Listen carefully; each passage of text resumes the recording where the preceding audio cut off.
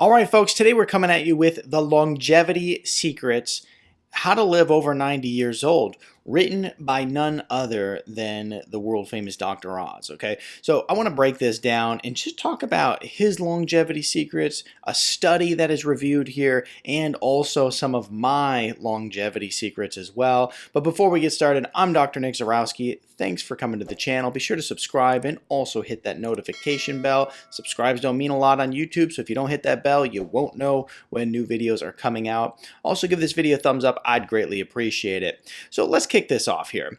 Now, there's 4 folks verified to have lived the longest, and it's Jean Calment, who's 122 from France, an American, Sarah Noss, 119 years old, which is pretty incredible, and a Japanese person, Kane Tanaka, and Nabi Tajima at 117 years old.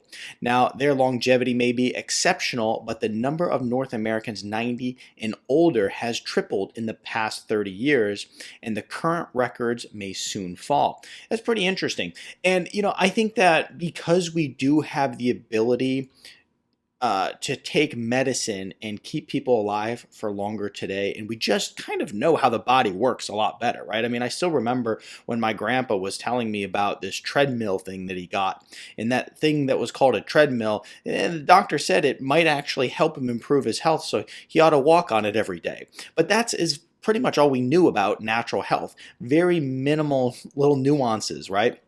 And it's always funny to think back on when people just thought, well, they say that you should eat some more leafy greens. They say that you should do this. And they didn't really have science to back it up. It was just kind of a thought, as in, it might be a good idea.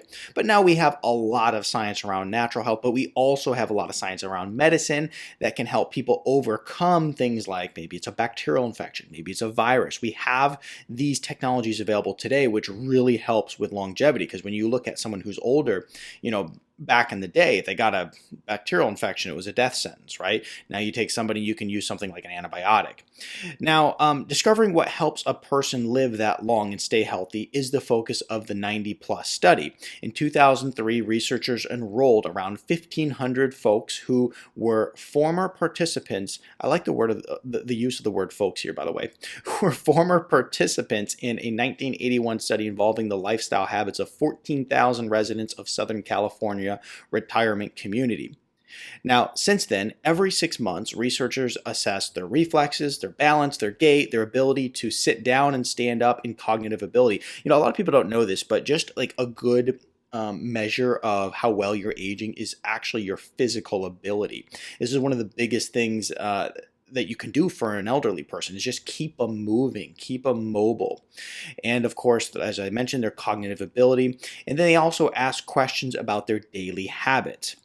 Now, exercising 45 minutes a day is key, is what they found out in this study, but even 15 minutes a day helps. Okay, so this is the thing. I know I harp on exercising a lot, but people just a lot of times don't get how important it is to move. I don't even care if you don't want to go to the gym and grind it out for an hour. Just go for a nice walk, get your heart rate up. You want to get a brisk walk in. It's very important. Now, the other thing that they found to be very important was socializing. Book clubs, bridge games, chatting with friends is also very important. Now, whenever we look at people who seem to live long, it seems a couple things always come into play. First of all, social life is very important for them. The other thing is a good, positive attitude.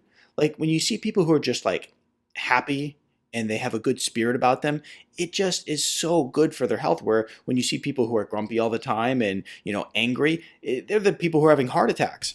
So we know that exercise now, a good positive mental attitude, and of course, just being around people, human beings are very social creatures. And that's why when you looked at like all that was happening with the lockdowns, it was not a good thing. It actually killed a lot of people just out of sheer fact that you took their social life away from them. I can speak personally about this because my grandmother went through severe depression with the lockdown. And I mean, that depression almost killed her just simply because she is a very social person. And then she was told, hey, you got to stay home. And in Michigan, the lockdowns went on forever and ever. And so it's very important for an elderly person. And then they also said, compared to non drinkers, having up to 2 drinks a day of wine or liquor provided a 10% to 15% reduction in risk of death over the past decade. Now, that's an interesting one. Now, we know that there's definitely some health benefits to wine. Now, as far as drinking liquor, not so much, but what I would say it probably did is it just helped calm people, put them at ease, and help them release a lot of tension that's built up, nervous tension that's built up in their body. I mean, that's why I say all the time, some people should drink less, some people should drink a little bit more. So it's an interesting thing. And here's the thing is, when we look at a lot of these longevity studies, sometimes they just get silly, right? It's like, well, we asked like 10 older people how they managed to live so long, and it was eat a piece of bacon every day, or eat donuts once a week. Like, a lot of times we can just fall into some really silly things. So even when we see this alcohol here being like a key to longevity, it's not that alcohol actually is a key to longevity. It's probably just more of the relaxation that people get from it. It just helps them calm their nerves. And they also said also good is downing 1 to 3 cups of coffee a day.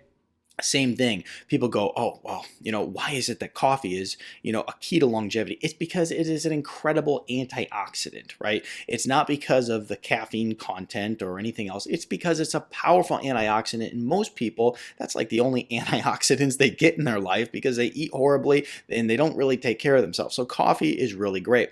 Now, I did a video recently on the keys to longevity. It's this one right here, okay? How to look 10 years younger in 3 easy steps. Now, I am big on actually going upstream and using longevity hacks that are more directed towards DNA, okay? And now when we look at that, I would recommend you go watch this video. If you're into anti-aging and longevity like I am, that's actually something I'm highly interested in. I've read a lot of books on it, and read a ton of research looking at the power that different nutrients have on genetics to help you slow down that clock that is constantly working against us.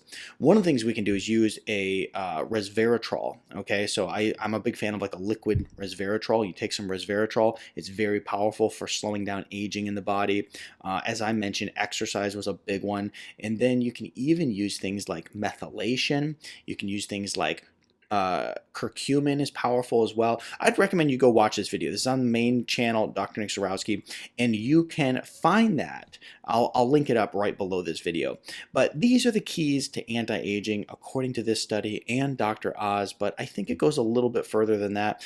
I would throw in a few other things. Like I said, check out that video, and be sure to make sure you're exercising.